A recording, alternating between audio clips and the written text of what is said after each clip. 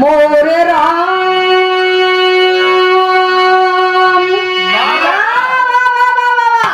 मोरे राम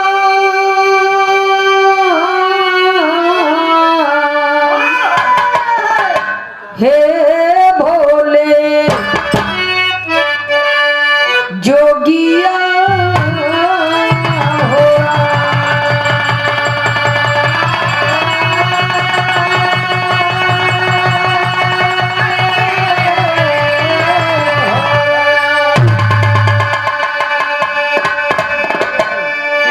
जय हो सदगुरु दीनानाथ मात पिता का सिर पे हाथ साथ न छूटे प्रभु जी नैया कई दर पार।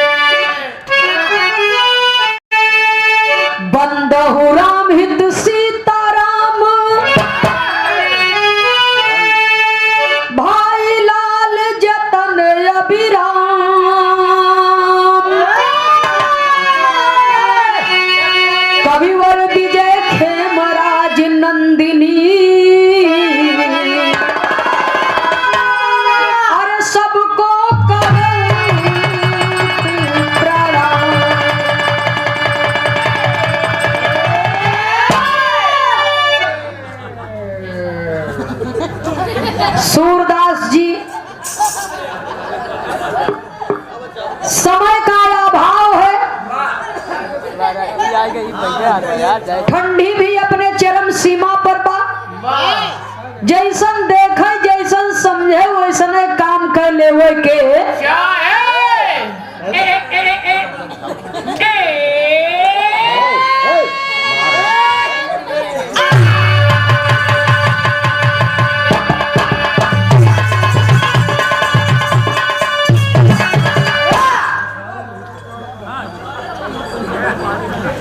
बड़ी ही पावन बेला, बड़े ही पावन पवित्र स्थान पे ग्राम सभा गद्दोपुर की पावन सरजमी पर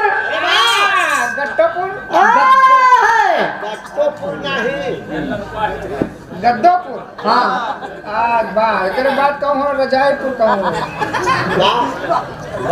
रजाईपुर का हमारे बगले त्रयोदशा तेरही संस्कार में सांस्कृतिक कार्यक्रम बिरहा का आयोजन किया गया, जिसमें आप सब सादर आमंत्रित हैं।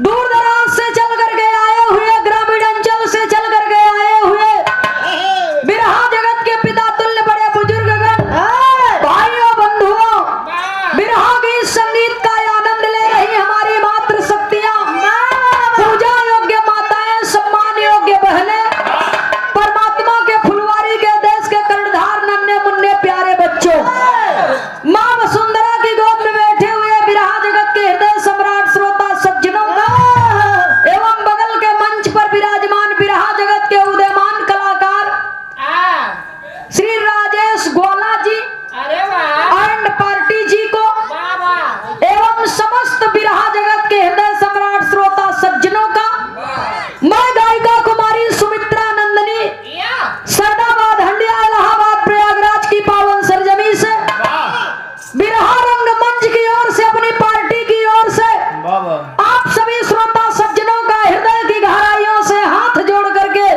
एक ही स्वर में हार्दिक स्वागत अभिनंदन वंदन करती हूँ। बहुत बहुत सादर नमन है। एक माता रानी की भजन आपके बीच में प्रस्तुत है। मास्टर साहब दोनों गीत का लाइन बता क्या हुआ।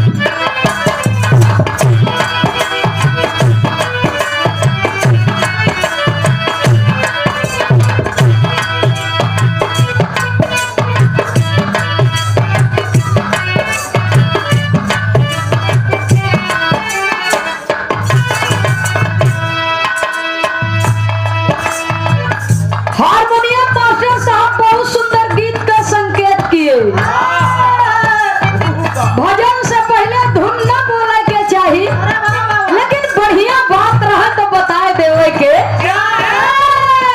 तर्ज में भी बढ़िया बात बा।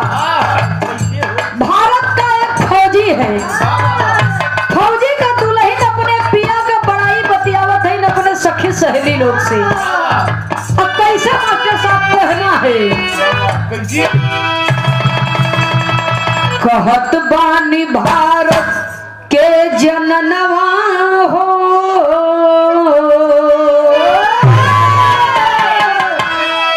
कहत बानी भारत के जननवा हो, सजनवा हमार तोरा लहरी। कहत बानी भारत के जननवा हो, सजनवा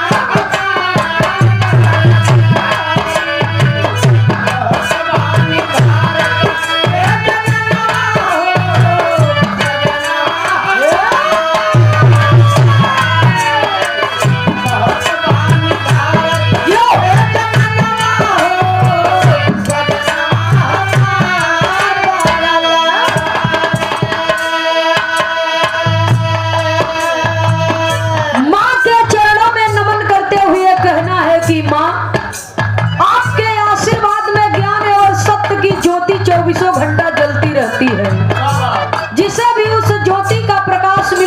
जिंदगी प्रकाशमय हो गई, उसका नाम युग युगांतर तक अमर हो गया। पहले बंद में कवि को संकेत करना पड़ा भजन के लाइन में, माई में ममता के दुलरवा हो,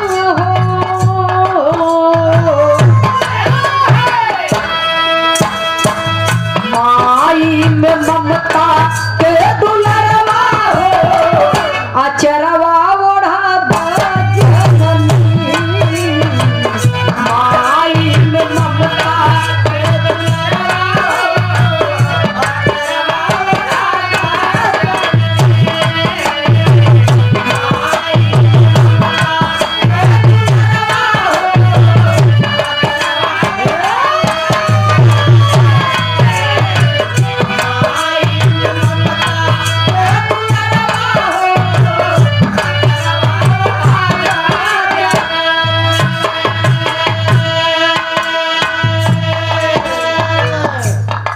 माँ से कहना है कि माँ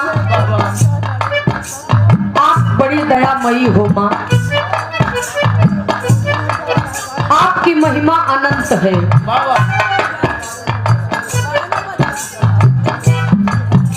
कवि को संकेत करना पड़ा भजन के लाइन में, कहना है बाबूजी, 9 महीना गर्भ में भोलू मयरी,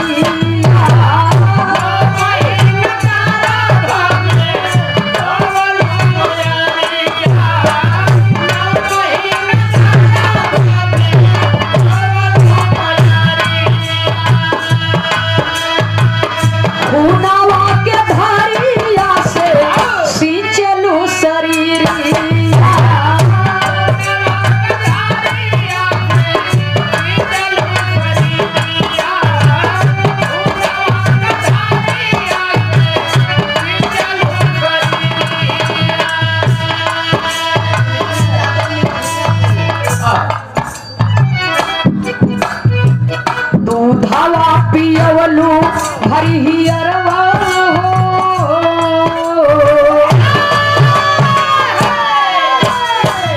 दूधवा पियवलू भरी हियरवा हो, अचरवा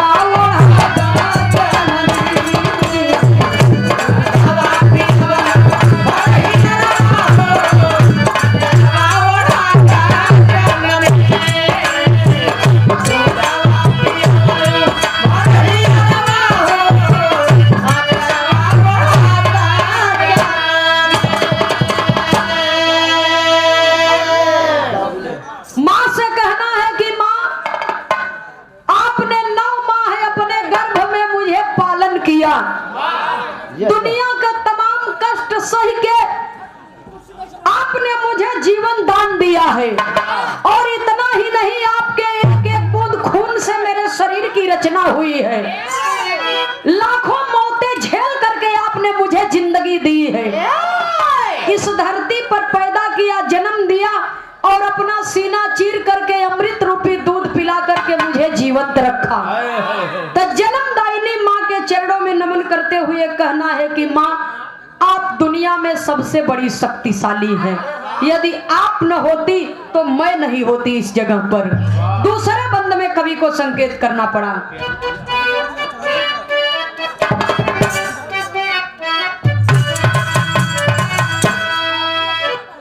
तेल उपटन कई के काला टीकावा लगवलू,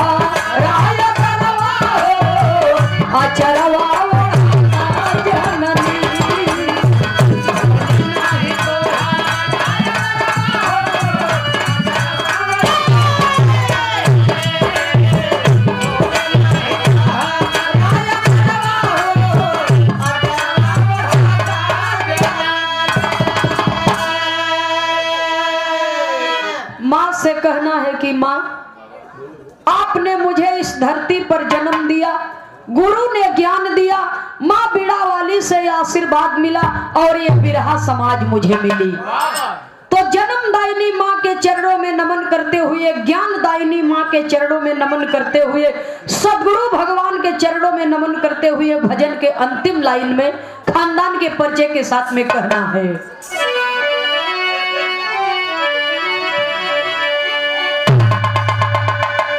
हाय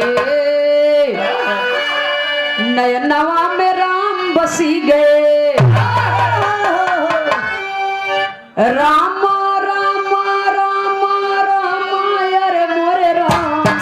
नयनवा में राम बसी गए।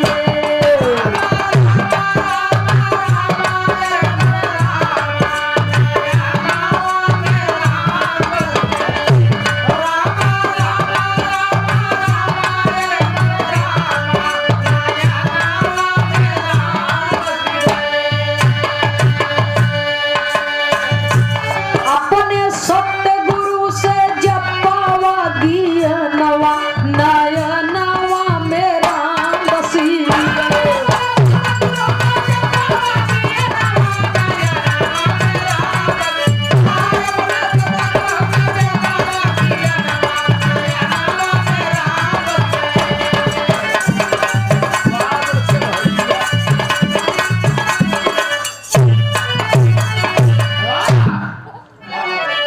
सदगुरु में शक्ति बाटे,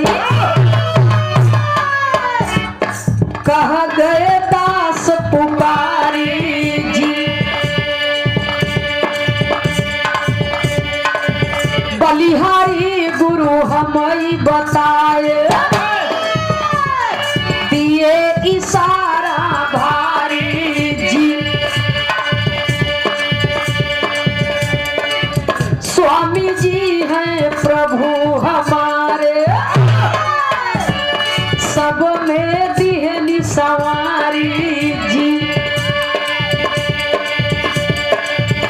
अरे बार बार गुरुवर के सुमिरब, ए भैया बार बार गुरुवर के सुमिरब, तनैया रज हमारी।